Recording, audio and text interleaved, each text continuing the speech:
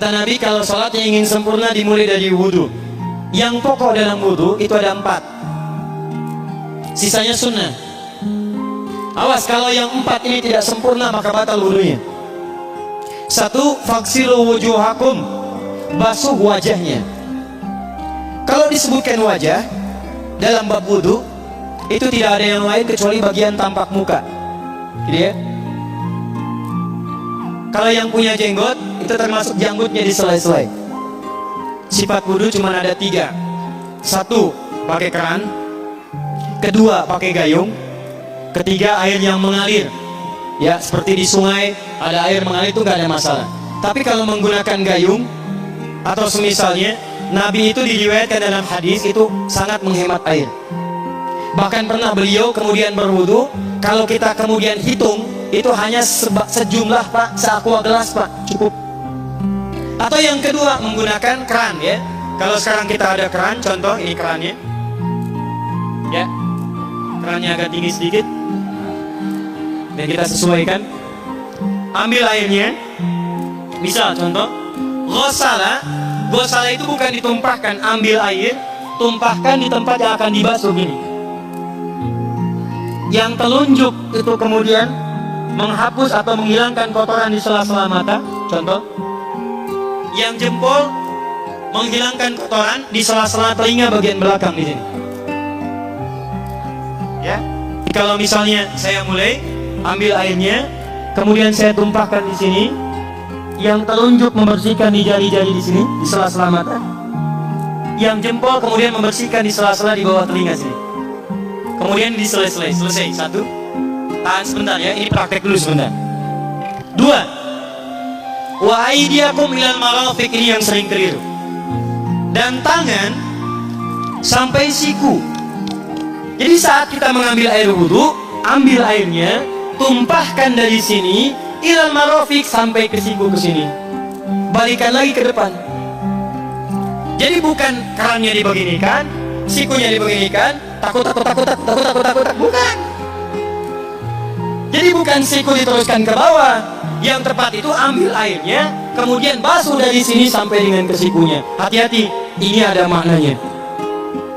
Dan jika benar di hadis Muslim, jika orang wudunya benar seperti ini, maka bersamaan dengan jatuhnya air wudhu itu, jatuh pula dosa-dosa dan kotoran yang melekat pada anggota tubuhnya. Tidak cukup dengan ambil, nanti kita lihat dulu. Tangan selesai pindah kemana? Bukan ke rambut, tapi kepala.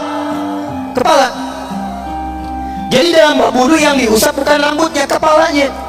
Itulah keadilan Allah. Kalau yang diusap kepalanya, semua manusia yang hidup pasti punya kepala. Tapi kalau yang diusap rambutnya, ada ketidakadilan karena tidak semua orang punya kepala, punya rambut. Tuh. Nah sekarang lihat sini. Ketika kita diminta mengusap kepala, bahasanya masaha. Masaha itu begini. Ini saya punten. Bismillah. Ini ya. Ambil airnya, tumpahkan, baru kemudian diusapkan ke kepala ini. Paham ya? Kalau yang gak salah, ambil, tumpahkan di tempat yang akan dibasuh. Tapi kalau masaha, hati-hati, ambil airnya, tumpahkan, baru diusap. Jadi bukan diambil air, tumpahkan di kepala gitu. Yang dibasuh kepalanya bukan rambutnya. Jadi kalau ada laki-laki sudah dandan, sisiran, rapi, tiba-tiba keran dibuka, yang diusap cuma rambutnya, lok. Nah, itu batal wudunya, tidak sah, harus diulang. Terakhir kaki dibasuh sampai dengan bagian mata kakinya, dan ini tidak perlu saya terangkan karena mudah bagi kita untuk mempraktekannya. Tapi yang ingin saya jelaskan satu ini saja. Perhatikan baik-baik. Yang 4 ini wajib wudu. Tambahannya sunnah. Niat dimasukkan dalam wajibnya. Lihat sini.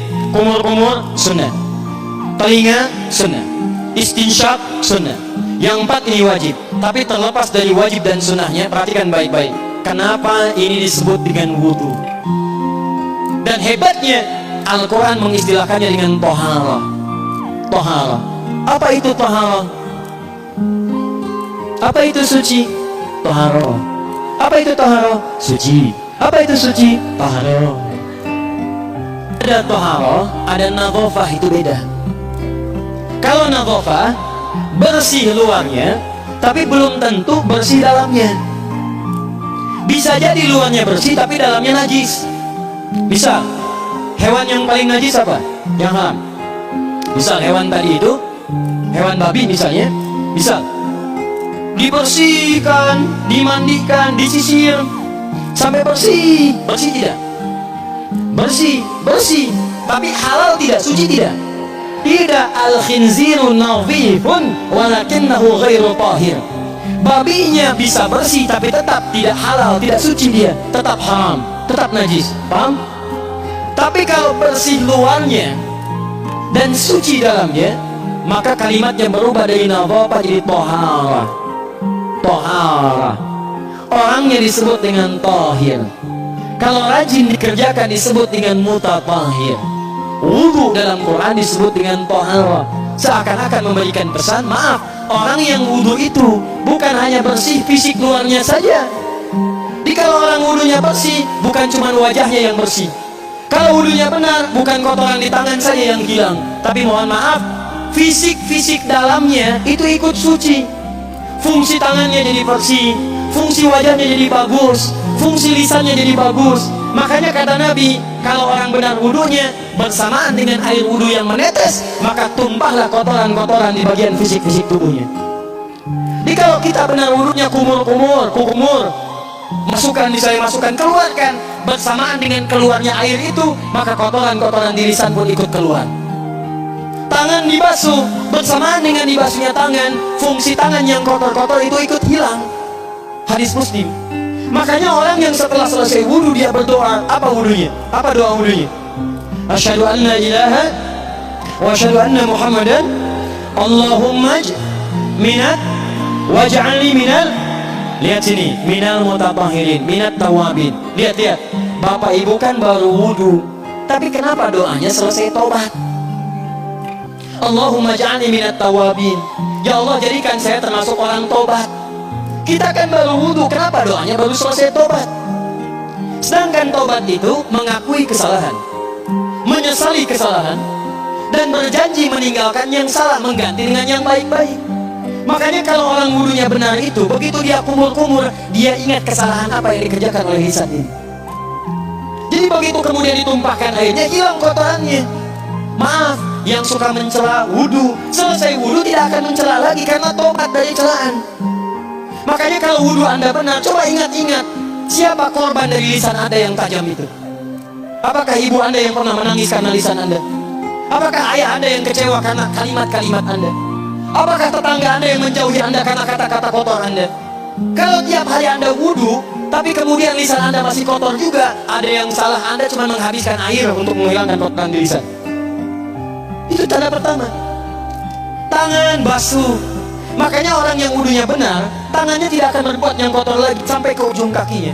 Karena itulah ibadah ini disebut dengan wudu, seakar dengan kata dou. Kata para ulama, mereka sebagian mengatakan dou artinya cahaya, dou artinya sinar, dou artinya al-husnu, baik budi pekerti. Kalau orang benar wudunya, bertambah sinar di tangannya, sinar di wajahnya, sinar di lisannya. Apa sinar itu? Di dunia sinar-sinar amaliyah kebaikan, sifat-sifat baik, di akhirat pancaran-pancaran kemuliaan.